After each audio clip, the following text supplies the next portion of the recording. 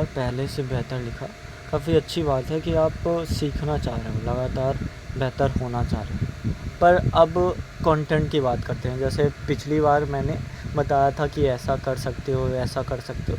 Content नहीं बताया था शायद, जिससे हो सकता है कि आप जब सुनो ये ऑडियो तो आपको लगे कि हाँ, ऐसा कंटेंट डालने से और मजबूत होगा। जैसे आप समझो कि अगर सूर व तुलसी के गोपियाँ और सीते के वियोग की तुलना करने को कह रहा है, तो एक तो ये हमारा हो गया कि हम ये बताएंगे कि तुलना हो क्यों रही है, तुलना किसने की। नंद दुलारे वाजपेयी करते हैं, शुक्ल जी करते हैं, या फिर हम अगर करें तो किस आधार पर देखेंगे। तो एक तो बात ये हुआ कि दोनों जो कवि हैं वो भक्ति व प्रेम से जुड़े हैं, और भक्ति व प्रेम में एक विरह का वर्णन करना थोड़ा सा रेयर चीज़ दिखती है, दुर्लभ चीज़ दिखती है। जैसे आप देखोगे कि भक्ति भाव वाला, जैसे सूर और तुलसी दोनों भक्ति की कविताएं लिखते थे, लेकिन सूर थोड़ा करीब पहुंचते हैं या फिर तुलसी थोड़ा करीब पहुंचते हैं, इस बारे में हम बात कर सकते हैं। जैसे दोनों कवियों ने भक्ति व प्रेम विरह को अपने अपनी तरीके से पेश किया होगा। अब अपने अपने तरीके से पेश किया, फिर भी उनमें हृदय स्पर्शी व भावनात्मक गहराई की मार्मिकता से वो विरह तो भरा ही होगा। अब दोनों में तुलना क्या हो सकती है? जैसे जब भ्रमर गीत सार में सूर गोपियों के विरह का वर्णन करते हैं, तो जब उद्धव आते हैं तो गोपियाँ आतुर होती हैं जानने के लिए कि कृष्ण ने क्या कहा, कृष्ण की कोई बात बताओ, कृष्ण हमसे क्या कहना चाह रहे हैं, ऐसा कहते हैं। वहीं जब रामचरितमानस पढ़ेंगे, जैसे रामचरितमानस में केवल एक संदर्भ मान सकते हैं जहाँ रावण द्वारा अपहरण का संदर्भ आता है, वहाँ पे होता है। हालांकि राम द्वारा सीता को त्यागने में भी विरह है, पर वो रामचरितमानस में या फिर तुलसी ने वो चीज़ ऐड नहीं की है, वैसा विरह जोड़ा नहीं है। लेकिन सूर के समान कहाँ मिलता है? जैसे कहाँ कपीस कथा कछु मोही, प्रभु के विरह अनल जिय सोही। मतलब वो भी चाहती हैं कि प्रभु की कुछ कथा कहो, वो विरह मुझे जीने नहीं दे रहा। मतलब ऐसी स्थिति में तो समान ही लग रहा कि हाँ, विरह की जो स्थिति है थोड़ी सी समान है। और कृष्ण के विरह में गोपियाँ एक तरह से, जैसे अपने पिछले आंसर में लिखा भी था कि प्रेम का मानवीकरण करने का प्रयास होता है, प्रकृति के साथ सहचर्य बैठाने का प्रयास होता है। जैसे मधुवन तुमकत रहत हरे, एक तरह से अपना विरह बांटने का प्रयास हो रहा है।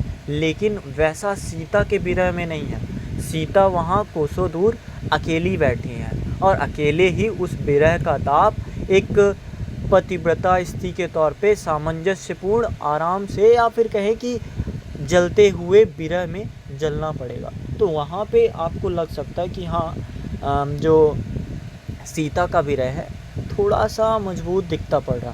फिर उद्धव संवाद में थोड़ा सा विरह एक तरह से बड़ा होता दिखता है गोपियों का।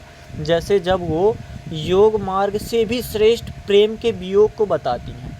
मतलब वो कहती हैं, एक वैसी लाइन नहीं आती कि तुम अगर घी और छाछ में अंतर नहीं बता पा रहे हो तो तुम प्रेम व योग को क्या समझोगे। तो उस तरह से उस चीज़ को बड़ी बड़ा बताती है। या फिर जैसे ज्यों मधुकर अम्बुज रस चाख्यो, बहु न बूझे बातें आई। जिसने मधुकर अम्बुर रस चखा हुआ है या फिर प्रेम रस चखा हुआ है, तो वो विरह को भी अच्छा मानेगा, उसके लिए ये योग की बातें ना के बराबर है। जबकि सीता का विरह थोड़ा सा दूसरी तरह है, मर्यादा में है, या फिर कहें संयमित, धार्मिक, आत्मिक शक्ति से परिपूर्ण है। जैसे उनको विश्वास है, हालांकि गोपियों को इतना विश्वास नहीं है कि कृष्ण आएंगे या नहीं आएंगे, लेकिन सीता को विश्वास है कि सुनाओ सखी सिय सत्य निहोरा, राम वियोगन मम डर थोड़ा। राम के वियोग का मुझे डर नहीं है, क्योंकि वो आएंगे। वियोग जरूर है। वो कहती हैं कि प्रिय सिय राम ही बिनु जीवन, जैसे बिनु जल मीन। मतलब बिना प्रिय के या फिर बिना राम जी के मेरा वियोग जल बिना, मतलब बिना जल के मछली की तरह है। लेकिन फिर भी विश्वास रखती, और वैसा विश्वास शायद गोपियाँ नहीं रख पाती। तो तुलना हम इस आधार पर करेंगे तो थोड़ा सा सरल हो सकता है, या फिर थोड़ा सा और करीब हम पहुंच सकते हैं। और आप एक सूर के में कुछ चीज़ें और है, जैसे आपने एक आंसर लिखा था, आपने या किसी और ने, कि वियोग जितने भी तरह का होता है, शायद 11 तरह का, तो सूर के वियोग में वो सारी बातें हैं या फिर उससे भी कुछ अधिक बातें हैं। जैसे नायक के प्रति उलाहना करना, कुब्जा को पटरानी की जो हमें देत बैराग, या फिर विरह का कारण स्वयं को समझना। एक दिन आपने लिखा भी था, मेरे मन इतनी सूल रही, या फिर ईर्षा रूप में कि आप दूसरे से ईर्षा कर रहे हो।